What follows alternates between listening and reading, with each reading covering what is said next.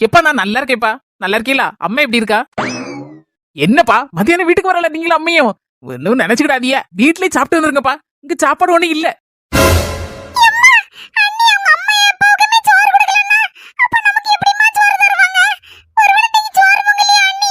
Eddy மக்கா, வெளியில போயிட்டு வந்தோம்லாட்டி அங்கேயாவது ஏதாவது ஹோட்டலையே தின்ட்டு வந்திருக்கலாம். ஒண்ணும் தெரியாத மாதிரி அண்ணிக்கிட்ட என்ன சாப்பாடு இருக்குன்னு கேளுமா. அருமலா வயிறு பசிக்கு சோத்த போட்டு கொண்டா. டேய் தட்டுல எல்லாம் போட்டா சரிப்படாத பாத்துடுங்க. இலை வாங்கிட்டாங்க. நல்ல தலைவாழை இலை வாங்கிட்டு வந்தாதான் அவ்வளவு சாப்பாடு வைக்கிறதுக்கு சரியா இருக்கும். ஆமா அத்தனை ஐட்டம் இருக்குல்ல. எல்லாத்தையும் தட்டுல புறக்கி வச்சோம்னா தட்டு நிறைஞ்சு போயிரும். அதான் தலைவாழை இலைன்னா ஒண்ணு வைக்கிறதுக்கு இடம் வசதியா இருக்கும், விட்டு விதியா இருக்கும், வச்சு திங்கிறதுக்கும் நல்லா இருக்கும்ல. அதான் சொன்னேன் உங்க அம்மிட்ட தலைவாழை இலை வாங்கிட்டு வாங்கன்னு. வாங்கிட்டு வந்தா எல்லாரும் உட்காந்து சாப்பிடலாம். அப்படி என்னதான் சாப்பாடா இருக்கும் இலை நிறைய அப்படின்னு தானே என்னைக்கியோ. நெய்ச்சோறு, சிக்கனு, பாயசம், பப்படம், இப்படி வெரைட்டி பல வகையில இருக்கு.